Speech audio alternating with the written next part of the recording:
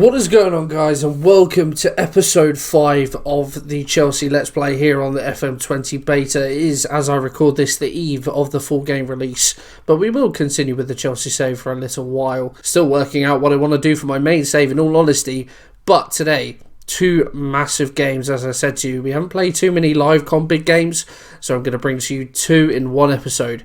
These two games were scheduled to be the last two of January, but as it happens, progression in cups mean that we actually have Everton and Liverpool to close out January. So 4 big games in a row. But it's going to be Man United and Tottenham today, as promised. If we have a look at the league table, as you can see, we are in third.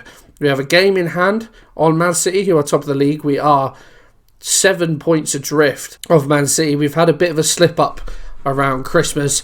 Liverpool behind us, 2 games in hand, only 3 points behind. So likeness is we will be 4th come probably the end of the episode if we can pick up wins maybe in these games. I was trying to think about that then as I was talking, but yeah, so that's how the league table stands. If we have a look at the form and about those slip-ups that I talked about, so you can see mixed results. So in the last episode we played Brighton and Burnley. We then played Lille in the Champions League and won 3-1. A Callum Hudson-Odoi hat-trick rescued us in this game. We went down to an early penalty 5 minutes in, but then Hudson-Odoi turned on the style and has been continuing his fine form. We then lost 1-0 at home to Liverpool. As you can see, this began a little bit of a bad run. Fabinho with the only goal of the game. We were good in this game, but just not quite good enough to beat Liverpool, or at least get back on level terms. We then dispatched Crystal Palace 5-2 in what was a really good game, actually. A little bit hectic, especially from my point of view. We certainly didn't play as well as we're capable of, that cliche. But goals from Hudson-Odoi, Batshuayi with 2, Jorginho from the penalty spot, Willian was enough to see off Crystal Palace, who gave us a good game. We went 2-0 up, they brought it back to 2-2, but then we went on from there, responded well, and really put them to the sword. We then drew 2-2 at home to Manchester City, and we were a little bit fortunate but unfortunate in this game. I'll explain why. Sterling put City 1-0 up 15 minutes into the game. We then brought it back to 1-1, maybe against a run of play. City were very good in this game. Sergio Aguero then, with 15 minutes to go, got sent off, and from then on we certainly became the dominant force in the game. We thought we'd won it when Christensen scored 4 minutes from time, but unfortunately Zinchenko with a 93rd minute equaliser, and we weren't able to grab the points. Really disappointing, but still not a bad result against City. We then lost 2-1 to West Ham. This game was so disappointing. As you can see, quite the rotated time around Christmas. Rotation is key, and against a strong Norwich side at the time, I felt like saving some of the better players for that game, and it came back to bite me.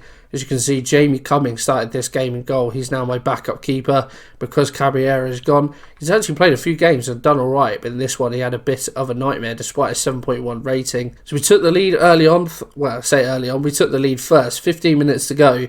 Faustino Angerin is someone that I called up over the Christmas period, just as a little bit of a give him some game time, just for rotation option. As you can see, only 2-star current ability, but plenty of potential. He came off the bench in this game and grabbed himself a goal, which was really impressive to see. A lovely finish.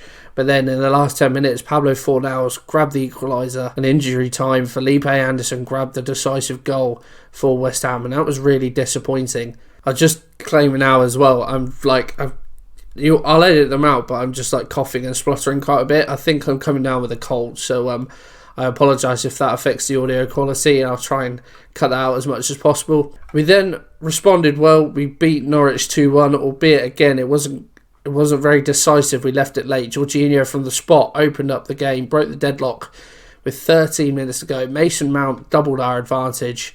Emi Buendia grabbed a consolation goal, but unfortunately for Norwich, they just didn't have enough time to get back into the game and grab an equaliser. FA Cup action, and we dispatched Reading 4-0, which is a little bit disappointing to see, but we were so dominant and played so well in this game. Pulisic, Hudson-Odoi, Jorginho and Mason Mount grabbing goals. As you can see, a very rotated side again against a good Reading side who are doing well in the Championship this year. First leg of the Carabao Cup semi-final, we lost 3-1 away at Liverpool. We were poor in this game. Getting a goal was was actually like, we didn't even deserve that. So to grab one gives us a little bit of hope, but our record against Liverpool this season is poor. 3 defeats in 3, so unlikely we will turn it around in the second leg.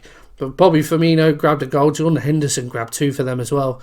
Hudson-Odoi grabbed a goal for us.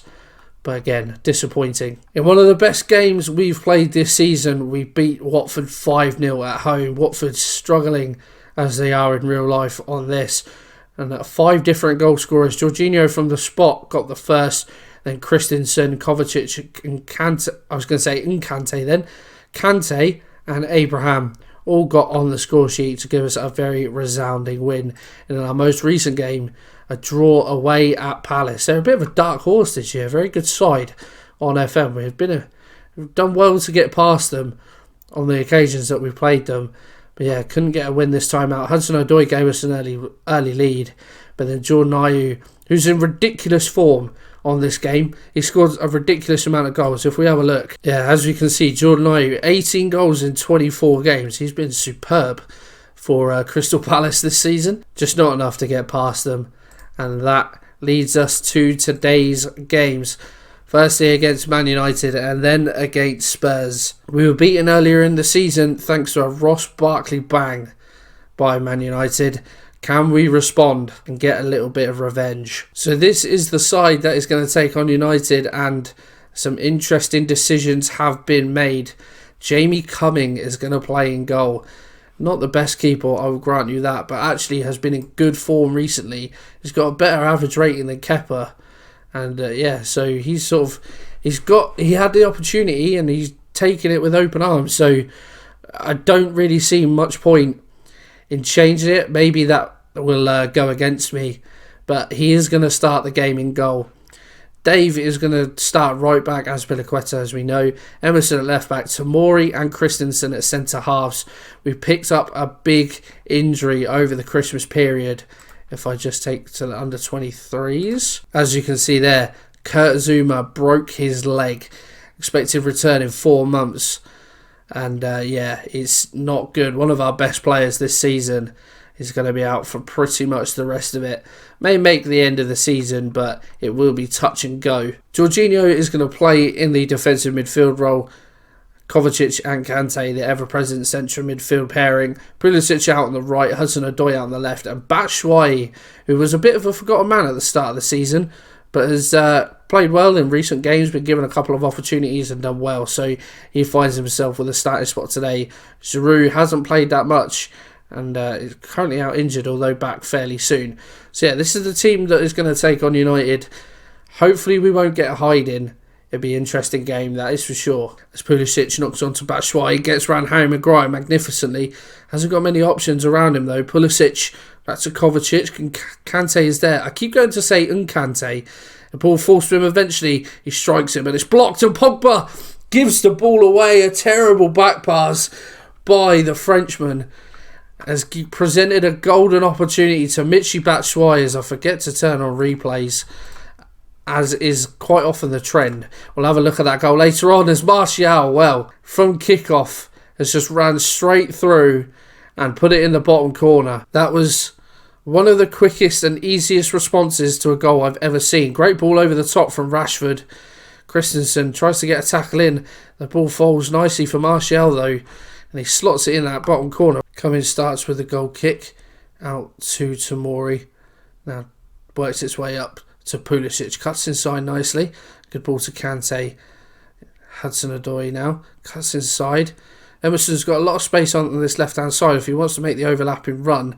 Return inside instead. Kovacic, he does well to get by his man. Kovacic does so well until the last. A good save by De Gea. Once he'd beaten his man, I thought he might slip in Batshuayi, but tried to go himself. Whips the corner in, aims for Batshuayi this time, and can't get ahead on it.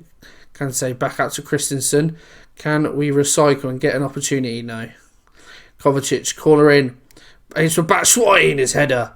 Just wide. I don't know whether Kepa would have necessarily done better with that chance as the ball's locked forward. Michy Batshuayi, a great tackle.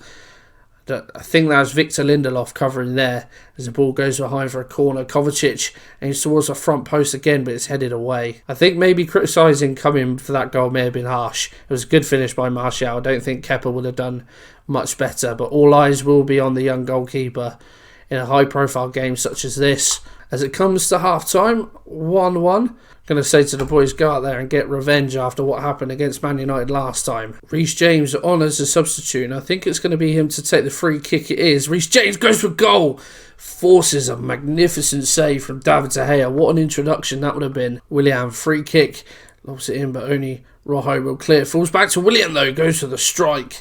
Across the face of goal. Not troubling David De Gea. Reece James, free kick. It is all us. Tomori, well, Rojo clears it off the line. Maybe appeals for a goal, but no forthcoming. It's now probably one of the last chances of the game. As we enter the 92nd minute, Rashford breezes past Reece James, but Tomori covers well. Is it going to be a last chance for us? All three subs have been made. As you saw, Willian on. Van Ginkel, his first appearance of the season. He is in. Kovacic. Pulisic is there. Oh, and he strikes the outside of the post. He had so much time. He could have taken a touch, take it further towards goal. But he struck it first time, hits the outside of the post. And we are so unlucky. Second half, we were superb. Unfortunately, couldn't come away with a win. But inspiring performance against a team higher in the table than us. Now we move on to Tottenham. Will that game be as entertaining as the last one? We have to wait and see. Okay, game day number 2. And there is only one change for the Spurs games. It comes around quickly. And you will notice it straight away. Kepa is in for this game. Nothing against Jamie Cumming. I just feel Kepa, now is the right time to bring him back in. But other than that, unchanged. So, as we said, Kepa in goal. Aspilicueta, Tomori, Christensen and Emerson at the back. Jorginho, Kovacic and Kante in the middle of midfield. Pulisic, Hudson-Odoi and Batshuayi remain the front three. Spurs have been struggling as of late. If we have a look at their team, no real surprises. But Pochettino in this save has been sacked. The new manager, Rafa Benitez. So it'll be interesting to see how they go under his stewardship as the game gets underway. Big derby this one, of course. Hopefully we can claim local bragging rights. I seem to just be taking all the interview questions and using them in my own commentary this time round. Maybe it's because I'm ill. I haven't got any original thoughts. As we get a ball in, Hudson-Odoi with a strike. Although it hits the side netting, never really looked like it was troubling Hugo Lloris. As now it looks like Tottenham will get their first highlight of the game. As Lucas Moura back to Walker-Peters, Ericsson, Sissoko, Lo Celso in space. And they work it back out to the right hand side. Walker-Peters looks to get an inch. Plays it back to Sissoko. Emerson having his work out here. Dave headed only as far as Son. It goes for an effort, but it is rash. Not troubling Kepa. Pulisic, corner in. Aims towards the back post. Kante will get it. Christensen, can he get a ball in? Forced backwards to Kovacic. Jorginho, Batshuayi, Hudson-Odoi with a strike, and what a goal from Callum Hudson-Odoi. It was last episode, no, it was the Phantom episode. So it would have been last episode. I said Hudson-Odoi needed to do more, and he's just grabbed his 11th goal of the season, and it's some style as well. At 25 yards, bends it past Hugo Lloris, and he puts us 1-0 up in this London derby. What a goal for the occasion, and we come forward again. Jorginho passes loose and gets forward to Ericsson. And now Kane, some good hold-up play, but good tackle by Christensen. And we ran the ball back from a loose pass. Hudson-Odoi, he can get in behind here. Hudson-Odoi grabs his second, and he punishes the mistake. Ben Davies' loose ball forward. The fullbacks had already committed. As you'll see, Davis, poor searching ball. Walker-Peters already committed. Hudson-Odoi with the space to run into and just slots it past Lloris, who doesn't even move. 2-0, 2 goals in quick succession for Hudson-Odoi, and we are firmly taking control of this game just before half-time. And there we go, half-time rolls around, it is 2-0. Hudson-Odoi, the man of the moment. Say to the guys, don't get complacent. Spurs pose a threat that we know about. Ericsson whips the corner in. First highlight of the second half. Full force to Son on the area.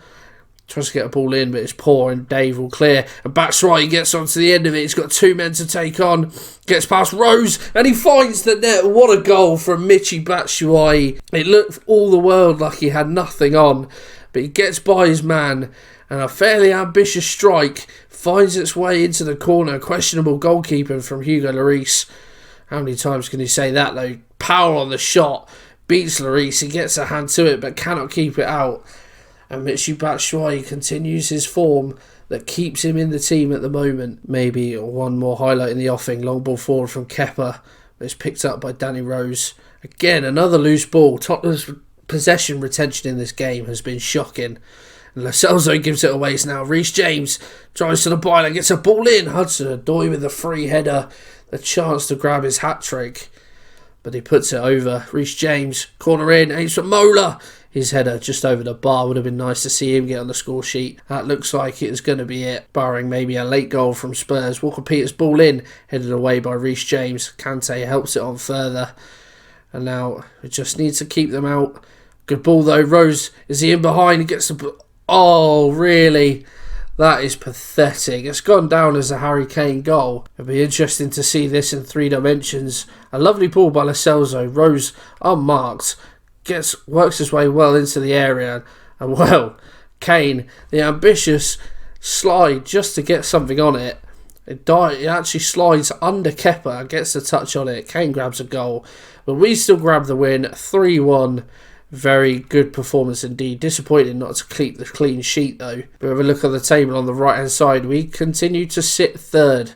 Still 9 points behind City. I think we're still 6 points behind Man United. Liverpool move to within a point with still 2 games in hand. But that big gap there to the Europa League spots is mightily important. 12 points the gap. It has been like that for a long time. Us 4 at the top have been, cut above the rest. And we've just been pulling away all season. So it would not surprise me if this is how it finishes, barring any spectacular collapses. So a good episode, I would say. A draw against United, big win against Spurs, and further progression in the league. In terms of the next episode, bit of a spoiler there. You can see in the first knockout round we have got Napoli. We avoided some big teams to be fair. You can see Juventus PSG, first knockout round tie, that is massive. Spurs got Barcelona, Madrid, Liverpool, what a first knockout round tie that is. Celtic, bless them, have got Bayern Munich. That'll be a bit of a struggle. But some really good games.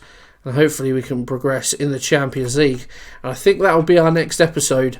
I think, having a look at the fixtures earlier, I think we'll come back for the first leg against Napoli. So we'll do Villa and Napoli as we've already played Sheffield United this season in the live com.